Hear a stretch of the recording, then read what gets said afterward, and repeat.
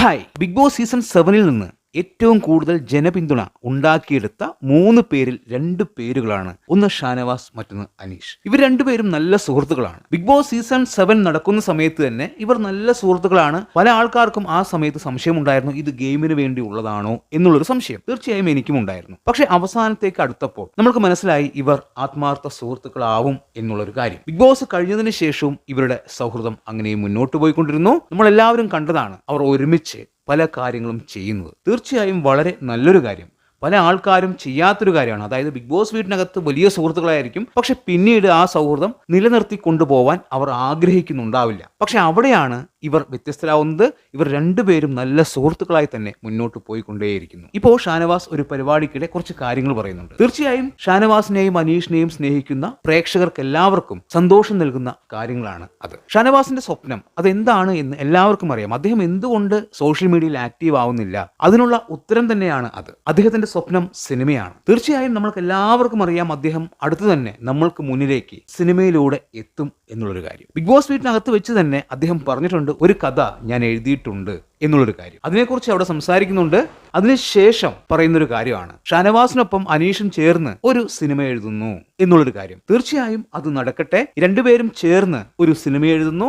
ആ സിനിമ വളരെ മികച്ച രീതിയിൽ തിയേറ്ററുകളിൽ എത്താൻ ഇവരെ ദൈവം സഹായിക്കട്ടെ. അങ്ങനെ ഒരു സംഭവം വന്നു കഴിഞ്ഞാൽ ഷാനവാസിനെയും അനീഷിനെയും ഇഷ്ടപ്പെടുന്ന പ്രേക്ഷകർക്ക് ഒരുപാട് സന്തോഷമാവും. സിനിമ എന്നത് എളുപ്പത്തിൽ ചെയ്യാൻ പറ്റുന്ന ഒരു കാര്യമല്ല. പല ആൾക്കാരും സിനിമയിൽ എത്താൻ വേണ്ടി ഒരുപാട് കാര്യങ്ങൾ ചെയ്യുന്നുണ്ട്, പക്ഷെ അവർക്ക് സാധിക്കുന്നില്ല. പല ആൾക്കാരുടെ കയ്യിലും നല്ല കഥയുണ്ടായിട്ടും അത് സിനിമയാക്കാൻ പറ്റാതെ ഇരിക്കുന്നുണ്ട്. ഒരു സിനിമ സംഭവിക്കണമെങ്കിൽ അതിന് നല്ലൊരു ഇൻവെസ്റ്റർ ഉണ്ടാവണം. അതായത് പണം മുടക്കാൻ വേണ്ടി ഒരാൾ ഉണ്ടാവണം, പ്രൊഡ്യൂസർ. അങ്ങനെ ഒരു പ്രൊഡ്യൂസർ ഇവർക്ക് ലഭിക്കട്ടെ. ഇവരുടെ സ്വപ്നം യാഥാർത്ഥ്യമാവട്ടെ. നമ്മൾക്കറിയാം ഷാനവാസിന് നന്നായി അഭിനയിക്കാനുള്ള കഴിവുണ്ട്, അതുപോലെ തന്നെ അനീഷിന് നന്നായി എഴുതാനുള്ള കഴിവുമുണ്ട് എന്നുള്ളൊരു കാര്യം. ഷാനവാസും കഥ എഴുതും എന്നുള്ളൊരു കാര്യവും നമ്മൾക്കറിയാം. എന്തായാലും ഇവരുടെ സ്വപ്നം യാഥാർത്ഥ്യമാവട്ടെ.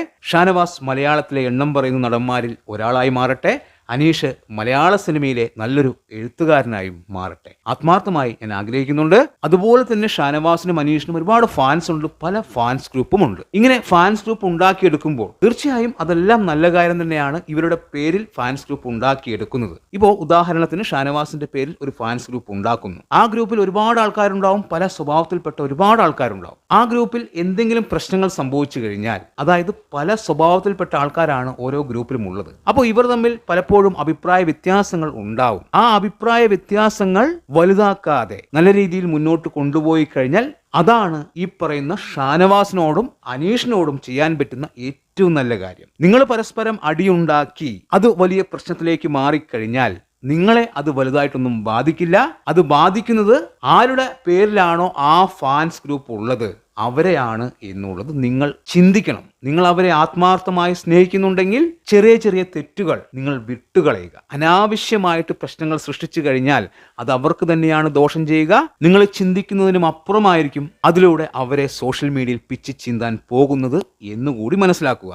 അതായത് നിങ്ങൾ ചെയ്യുന്ന തെറ്റിന് ശിക്ഷ അനുഭവിക്കേണ്ടി വരുന്നത് നിങ്ങൾ ആരുടെ പേരിലാണോ ഈ ഫാൻസ് ഗ്രൂപ്പ് ഉണ്ടാക്കിയത് അവരായിരിക്കും എന്നുള്ളതാണ് ഞാൻ പറയുന്നത്. സോഷ്യൽ മീഡിയയിൽ വീഡിയോ ചെയ്യുന്ന പല ആൾക്കാരും ഇതെടുത്തു വെച്ച് വീഡിയോ ചെയ്യും. ഒരുപക്ഷെ ഞാൻ തന്നെ എടുത്തു വെച്ച് വീഡിയോ ചെയ്തു എന്നും വരും. കാരണം തെറ്റ് കണ്ടാൽ തെറ്റാണ് എന്ന് തന്നെ പറയും. അവിടെ നമ്മൾ സംസാരിക്കുമ്പോൾ ഷാനവാസിന്റെ ഫാൻസ് ഗ്രൂപ്പ് എന്ന് പറഞ്ഞുകൊണ്ടേയിരിക്കും, അല്ലെങ്കിൽ അനീഷിന്റെ ഫാൻസ് ഗ്രൂപ്പ് എന്ന് പറഞ്ഞുകൊണ്ടേയിരിക്കും. അത് പിന്നീട് ആ ഗ്രൂപ്പിനല്ല ദോഷം, അത് ആരുടെ പേരിലാണോ അവർക്കാണ് ദോഷം ചെയ്യുക എന്നുള്ളത് നിങ്ങൾ മനസ്സിലാക്കണം എന്നുള്ളതാണ് ഞാൻ പറഞ്ഞു വരുന്നത്.